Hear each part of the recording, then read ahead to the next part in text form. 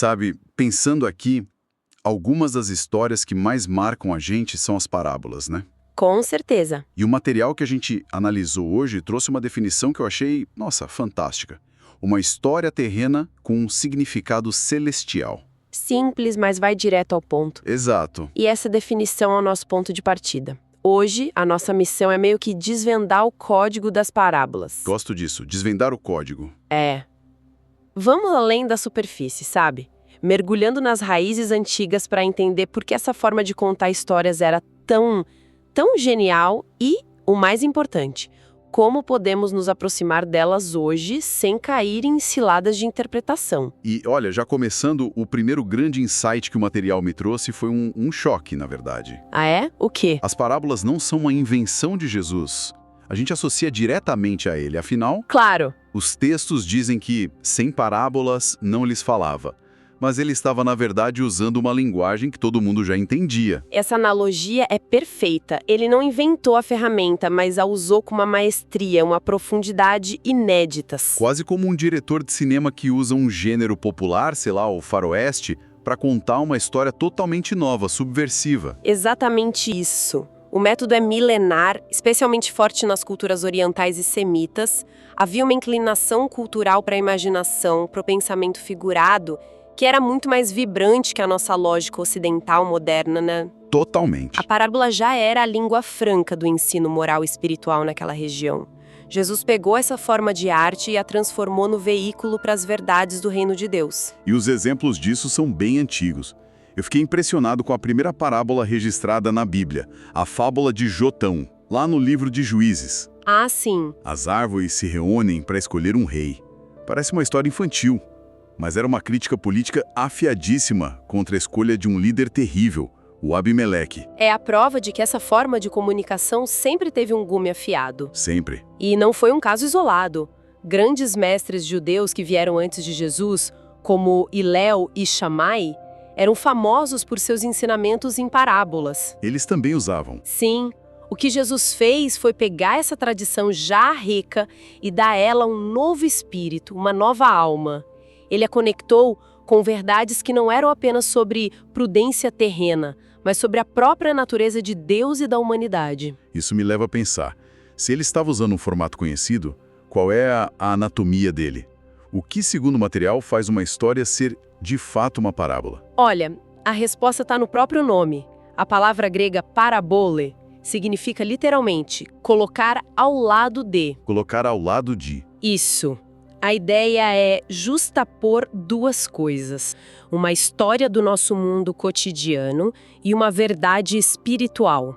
A história ilumina a verdade. Entendi. E o termo hebraico, mashal, é ainda mais abrangente. Podia ser um provérbio, um enigma, uma analogia.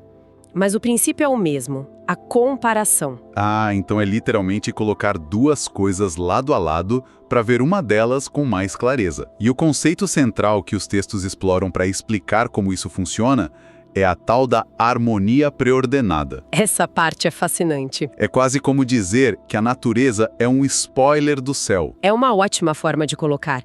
A ideia é que, como ambos os mundos, o visível e o invisível, vieram do mesmo Criador, o mundo natural reflete as leis e os princípios do mundo espiritual. Faz sentido. O que acontece com a semente no solo nos diz algo sobre como a verdade cresce num coração humano, sabe?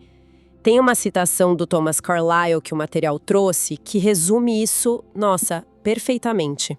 Qual era? Ele dizia que todas as coisas visíveis são emblemas. Uau! Emblemas? E Tertuliano vai ainda mais longe, né? Ele diz que Deus não apenas conta parábolas. Mas as executa na natureza. Isso muda tudo. Muda completamente. A parábola não é só uma ilustração inteligente, ela é fundamentada na própria estrutura da realidade. Exatamente. E essa base na realidade é o que a torna tão poderosa, mas também é o que pode gerar confusão. Imagina. Para não nos perdermos, é crucial saber diferenciar a parábola de suas primas literárias, que muitas vezes moram no mesmo bairro, mas em casas diferentes. Certo, como a fábula, a alegoria. É muito fácil misturar tudo. Como a gente separa uma da outra? A história de Jotão com as árvores é o exemplo perfeito. A fábula geralmente apresenta personagens não humanos, tipo animais, plantas, objetos. Que falam e agem como pessoas. Isso. O objetivo dela é ensinar uma lição de prudência, de sabedoria prática, e um detalhe fundamental que o material aponta é que a fábula trata o mal como loucura, não como pecado. Ah, interessante. Ela expõe a tolice, não a corrupção moral. Exatamente. Então a chave da fábula é que ela foca na esperteza do dia a dia. É mais sobre ser tolo do que sobre ser mau. Entendi. O que a diferencia totalmente da metáfora, imagino. Completamente. A metáfora é muito mais direta, mais ousada. Ela não compara, ela afirma.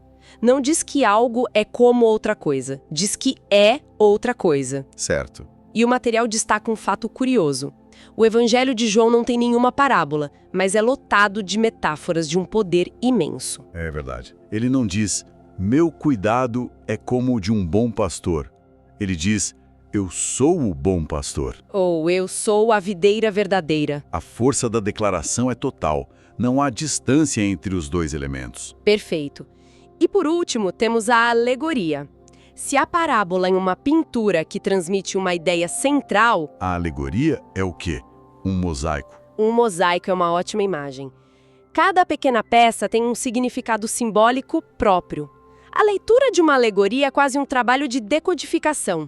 O exemplo clássico é O Peregrino, de John Bunyan, onde cada personagem, cada cidade, cada obstáculo representa algo. Uma virtude, um vício, uma etapa da jornada. Isso mesmo. Faz sentido.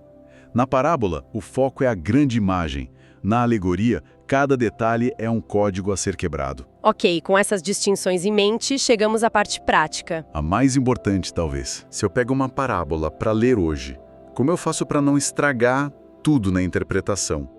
Como a gente não erra o alvo? Essa é a questão de $1 bilhão.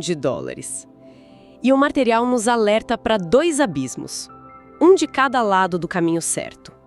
O primeiro é o da superinterpretação. O que seria isso? É a tentação de tratar a parábola como uma alegoria, sabe? Tentando achar um significado oculto em cada vírgula, em cada personagem secundário, em cada objeto na cena. E o exemplo disso é a interpretação de Agostinho sobre o bom samaritano, que é, nossa, simplesmente alucinante. De uma criatividade impressionante. É um caso clássico de uma mente brilhante, talvez indo longe demais. Como era mesmo? Para Agostinho, nada na história era por acaso. O homem que descia para Jericó era Adão. Jerusalém era a cidade celestial da qual ele caiu. Jericó, por sua associação com a lua, representava a nossa mortalidade. Exato! Os ladrões, o diabo e seus anjos, a hospedaria que acolhe o ferido, a igreja. E o hospedeiro que cuida dele. O apóstolo Paulo. É uma teia simbólica incrível. É, mas eu fico me perguntando, será que isso é mesmo um erro?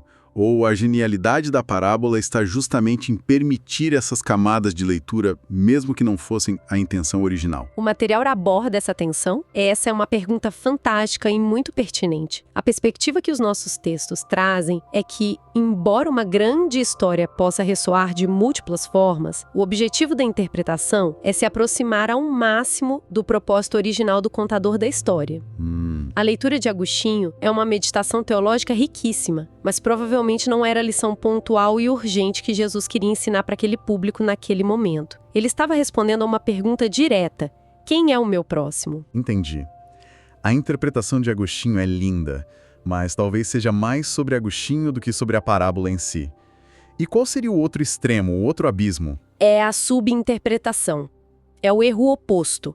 Olhar para a parábola e dizer que a maior parte dos detalhes é só decoração, uma tapeçaria sem importância e ficar só com uma lição moral genérica. Ah, entendo. Fazer isso é como ouvir uma sinfonia e prestar atenção só na melodia principal, ignorando toda a riqueza da harmonia, dos contrapontos que dão profundidade à música.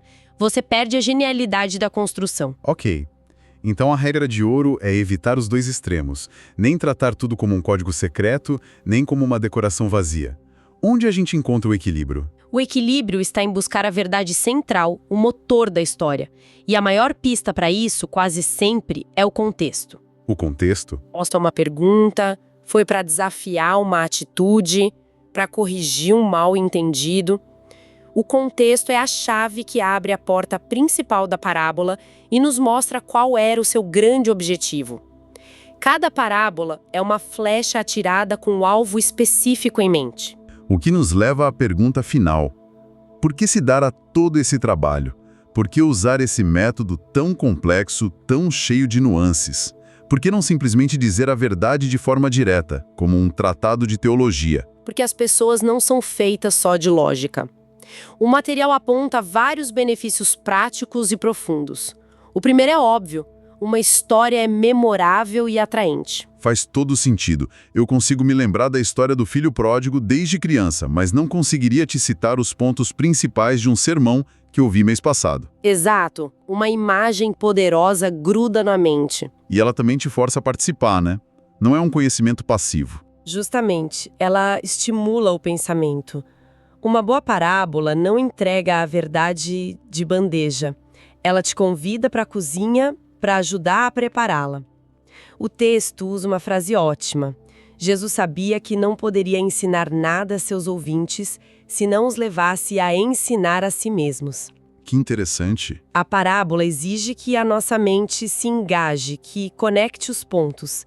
Ela é um convite à reflexão, não um decreto. E essa característica de exigir participação acaba funcionando como um filtro, uma espécie de teste de caráter, como o material coloca. Sim, essa ideia de que a parábola revela e oculta ao mesmo tempo. É fascinante. E um pouco perturbador. Para quem tem o coração aberto e busca sinceramente a verdade, a parábola se abre como uma flor, revelando seus tesouros. Mas Hostil ou simplesmente desinteressado, a verdade permanece velada. A pessoa ouve apenas uma historinha e vai embora sem ser transformada. E talvez até mais endurecida em sua posição. Por fim, tem um ponto que me pareceu sutil, mas extremamente importante. A parábola preserva a verdade de uma forma única. Essencial para uma mensagem que precisa atravessar milênios. Os significados das palavras mudam, conceitos filosóficos caem em desuso, mas os grandes símbolos da natureza são constantes. A semente, o solo, a água. A colheita, o pastor e as ovelhas. Esses elementos significavam a mesma coisa há 2000 anos e significarão a mesma coisa daqui a 2000 anos. A natureza é uma âncora que impede a verdade de se desgarrar com o tempo. Então, olhando para trás na nossa conversa, fica claro que as parábolas são muito mais do que contos morais. Elas são uma tecnologia de ensino sofisticadíssima. Gosto desse termo, tecnologia de ensino. começam com raízes na sabedoria antiga. Foram aperfeiçoadas para conectar o mundo que vemos com o que não vemos. E exigem uma interpretação cuidadosa que busca o ponto central sem desprezar os detalhes. Não são só histórias, são convites, desafios e espelhos. Exato. E o material nos lembra que essa dualidade da parábola, de iluminar para uns e obscurecer para outros, era intencional. Foi pensada para a diversidade de ouvintes que Jesus tinha à sua frente. Certo. E isso me deixa com uma reflexão final. Se uma parábola é uma janela para uma verdade espiritual, será que a clareza do vidro depende menos da história em si e mais da disposição de quem olha através dela?